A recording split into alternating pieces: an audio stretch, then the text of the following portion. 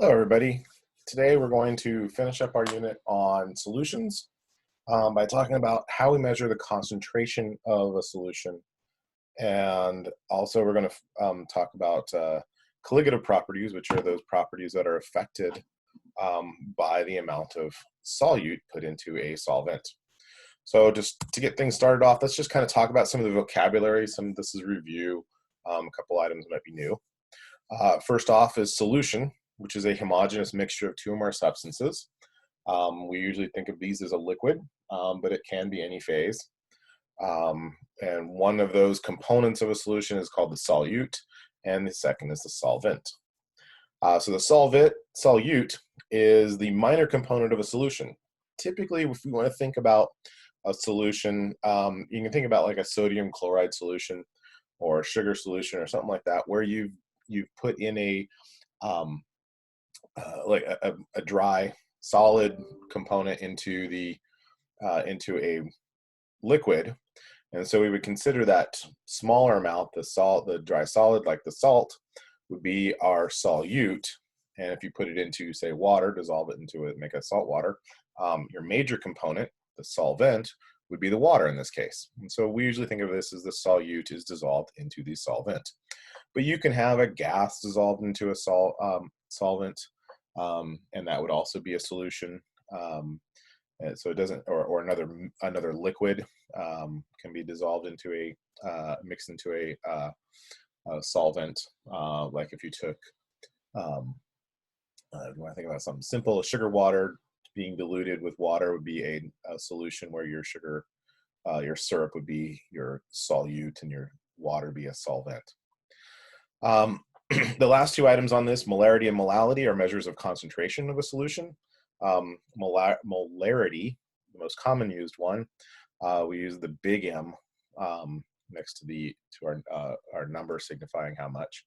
But molarity is moles of solute per liter of solution, versus molality, that's a strange name, is another measure of concentration where this one is moles of solute per kilogram of solvent. So one of the things we would normally do is look at how to make a 1 molar solution. So in this case, essentially what you're talking about is 1 mole of solute in a liter of solvent, in a liter solution, not solvent. So we get to the next one. So when we're making this, it can be kind of tedious to do. So first off, you'd measure out your mole of solute. In this case, if you look over here, we have sodium chloride, and 1 mole of sodium chloride is 58.44 grams. So right here we have a scale here with 58 grams of NaCl, so about a mole. You put this into this funky looking flask, and this funky looking flask down here is called a volumetric flask. It's a flask with a kind of a cinder, a sphere in the bottom, and a very, very long neck, thin neck. And at the top of that neck, somewhere along that line, you'd find a little line like this. And that line indicates when you hit that point, you have a very, very accurate measurement, in this case, 1 liter. So I'd take that 1 mole of solute, put it in the bottom of my volumetric flask, add a little bit of in this case, since we're going to use water as our solvent, we'd add some solvent in there. We'd mix that around until the solute gets completely dissolved into the solvent. That way we don't get clumping, and sometimes if I added just a liter of solvent, you might have more or less total solution. So we add a little bit, get it all dissolved, and then we can finally get it to the right concentration by getting it to the right volume by then adding more liquid. So we can add liquid and we bring it up to that 1 liter mark. And now we know we have 1 mole in exactly 1 liter of solution. Problems with molarity is because you're measuring out in liters of solution and not solvent. We can have some problems. So if we start off in this middle one here, we have 1 mole of solution, or 1 molar solution at 25 degrees Celsius. So say this is our salt solution we just made. And if we made that at 25 degrees Celsius, great. It will always be at 25 degrees Celsius a 1 molar solution. The problem is if we put this in, say, the freezer or the fridge, get it down to 10 degrees Celsius or even colder, the properties of water or the solvent will contract. So as you chill a liquid down, it will contract. So all of a sudden now, even though we started off at a 1 molar solution, the volume is going to be less than 1 liter at a lower temperature. So now we have something that's got a greater concentration than 1 molar. Similarly, if I now heated that solution up, the liquid's going to expand a bit, and you now have something that is less concentrated than molar because we have a higher volume. We still have the same amount of solute in there. We still have 1 mole, but now our final volume is no longer 1 liter. It's only 1 liter at the temperature we made it. So that's one of the problems with molarity, even though it's probably the most commonly used form of concentration. There is that issue. Whatever you make your solution at is what you should use it at. Molality is a little different, and it's actually much easier to make. In this case, a 1 molal solution, so that's a little m there, it would be 1 mole of solute and 1 kilogram of solvent. So all I measure out is 1 mole of solute. So in this case, here's my sodium chloride again. Put that into a bucket, beaker, whatever we're measuring in. Measure out 1 kilogram of solvent. So 1 kilogram of water in this case. Dump that in there. I now have a 1 molal solution. Temperature doesn't affect the concentration chain molality because whether the volume increases, decreases, is still 1 kilogram of solution. Hopefully that makes sense to you. So while molality will be used, if you move on, would be used in working on colligative properties, which we're going to talk about in a little bit. The typical one that we would focus on is molarity. They'll be prepared to calculate molality too. But here's some molarity calculations. So our first one here, what is the molarity of a solution that contains 0.65 moles of a solute and a total volume of 350 milliliters? So you remember, molarity is moles of solvent per liter of solution. So even though I have I have a volume of 350 mils, we need to convert that into liters so that we can actually do the calculation. So here I have converted that to 0.350 liters because there are 1,000 milliliters in a liter. So I have 0.65 moles divided by 0.350 liters gives me a grand total of 1.86 molar solution. Fairly simple. It's just solving for our unknown. Here's another one. How many moles are needed to make 1.25 liters of a 0.5 molar solution? So I now have my 0.5 molar solution on the left equals X number of moles divided by my volume of 1.25 liters equals 0.625 moles. Or if we are following sig fig rules, I have 1 sig fig here, so it should be 0.6 moles. Finally, we can also do how many grams are needed to make a 1.3 liters of a 2.5 molar sodium chloride solution. So now we're going to add molar mass as part of our calculation.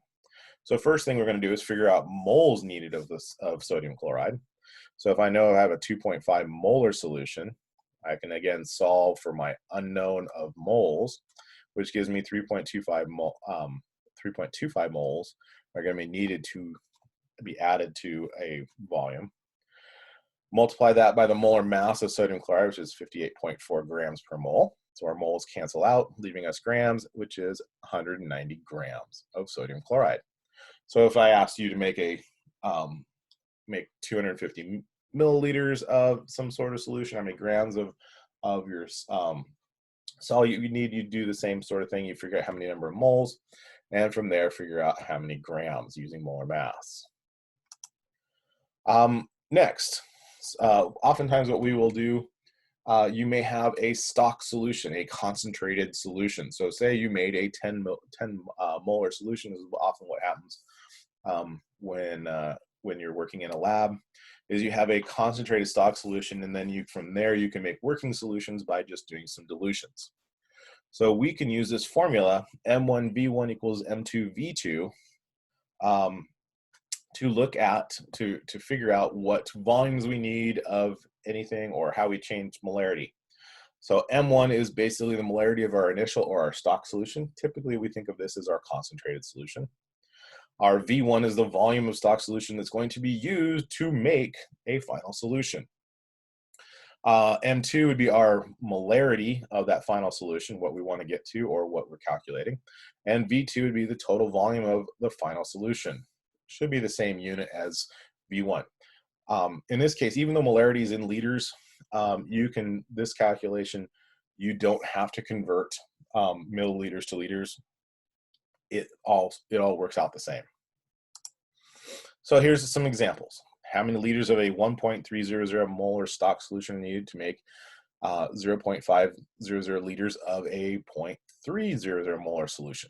So if we're looking at this, our initial molarity is 1.300 molar. We're looking for how many liters of that solution we need. We know that our final solution is going to be, we're going to make a half liter of that, and that must be now at 0.3 molar. So we plug this in, 1.3 molar times our V1 equals 0.3 molar times 0.5 liters, gives us a final of 0.115 liters. That's how much we would use of our stock solution to add to water to bring it up to a final volume of 0.5 liters.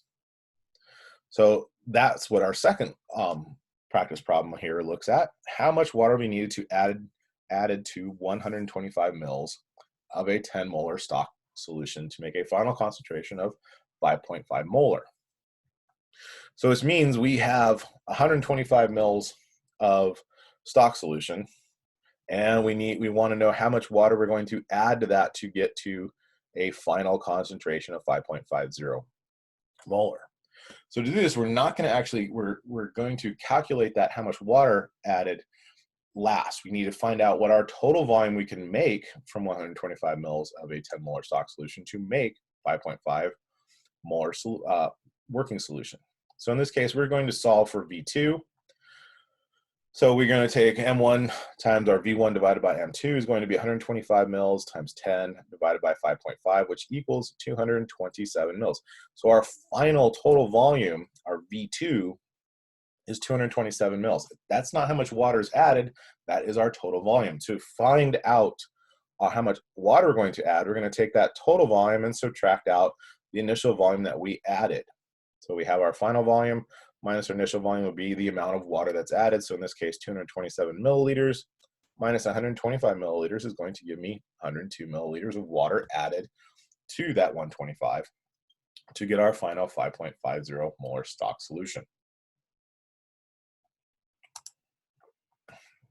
So you will have some practice problems with that.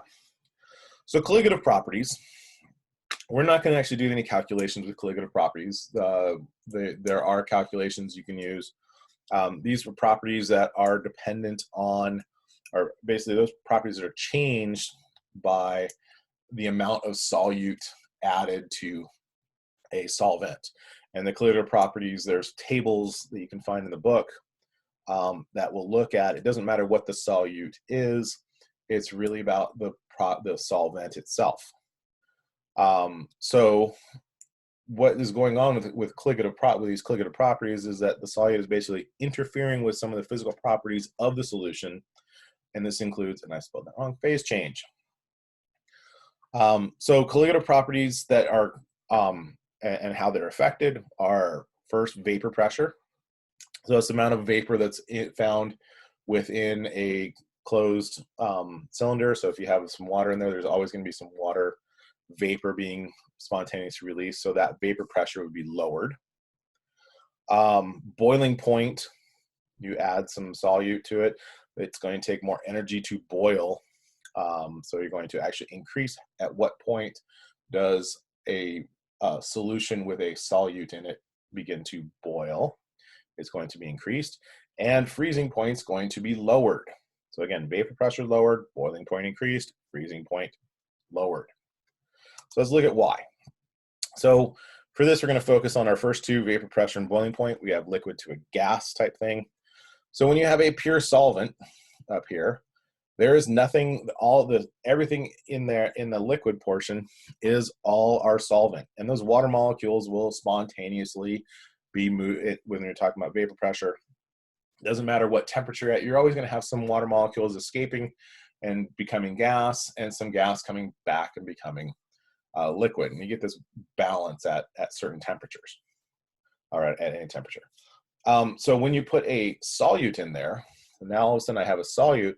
That solute is going to take up space at the top, at the surface of that liquid, that interface between liquid and gas.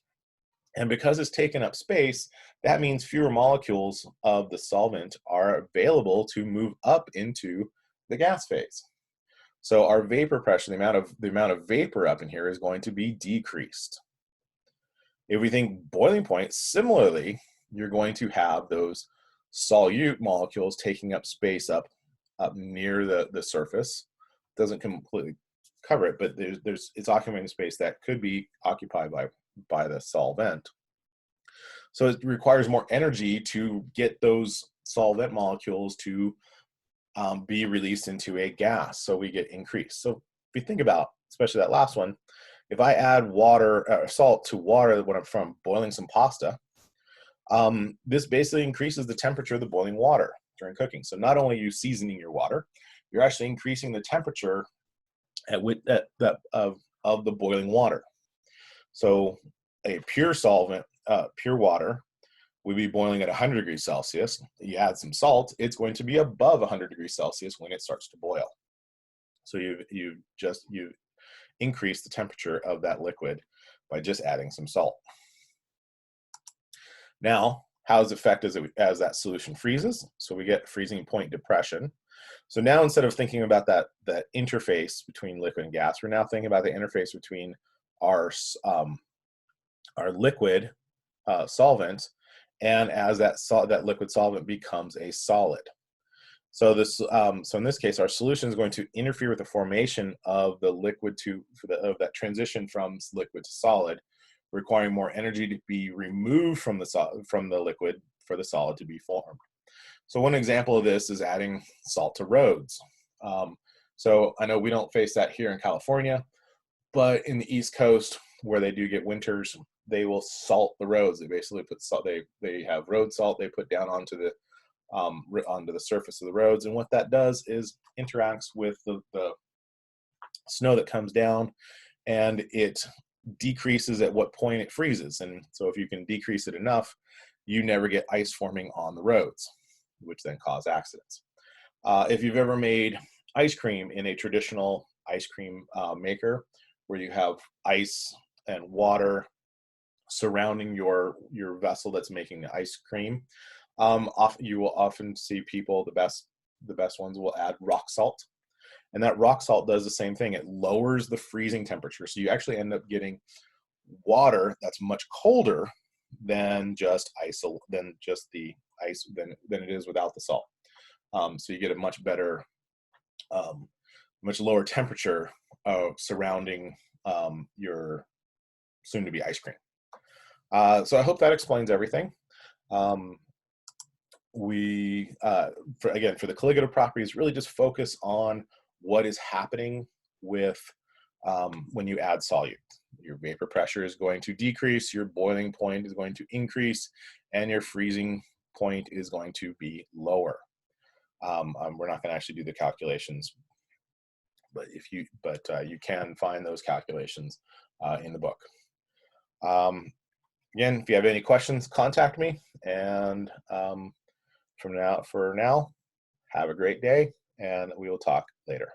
Bye.